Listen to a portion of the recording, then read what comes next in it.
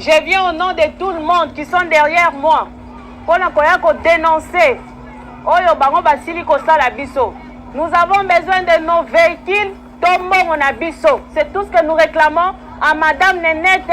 À Kafomo, c'est elle la responsable de Congo Business. Nous avons victime, il y a moins de gens qui nous ont résolu par rapport à contact, nous avons preuve de paiement sur Yango, mais tout autre commandant qui. Nous avons plus de 5 quelques personnes qui sont victimes de l'agence à Congo Business. Madame Nénette est responsable de Congo Business. Aya Kozong, c'est soit Mongo ou soit Mitou Cannabis.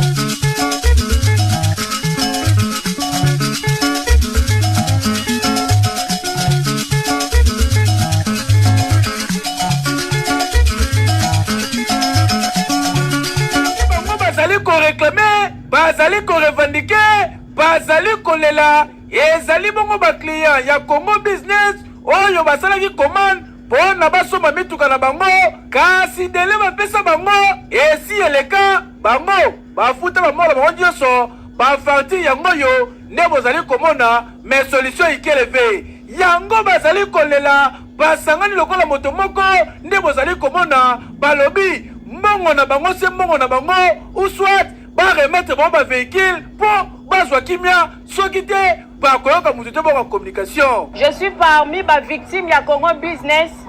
Je viens au nom de tout le monde qui sont derrière moi pour dénoncer. Oyo bango basili kosala biso. Nous avons besoin de nos véhicules.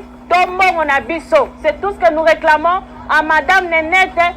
À Kafomo, c'est elle la responsable de Congo Business. Nous avons victime, il y a moins de gens qui nous ont résolu par rapport à contact, nous avons preuve de paiement sur Yango, mais tout autre commandant qui. Nous avons plus de 5 quelques personnes qui sont victimes de l'agence à Congo Business. Madame Nénette est responsable de Congo Business. Aya Kozong, c'est soit Mongo ou soit Mitou Cannabis.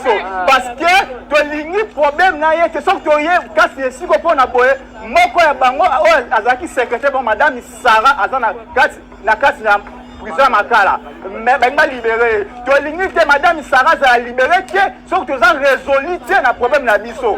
En tout cas, ba victime ya Congo Business, ba sali kosenga na justice, asala musala ya lenga sengeli. Po mokonza mboka azali ko prôner état de droit, oli koloba justice équitable, que ça soit na mobola to na moto ya mbongo. Po boye eza normalité et anini. Et sengeli ba victime oyo ba trouver gain de cause. Po mbongo eza mutoki na bango. Et nini et normalité. Ba mongo batu elia mikaka boye mituka pe batikala kozwa te. Ah! O mboka ndeni na ngoyi.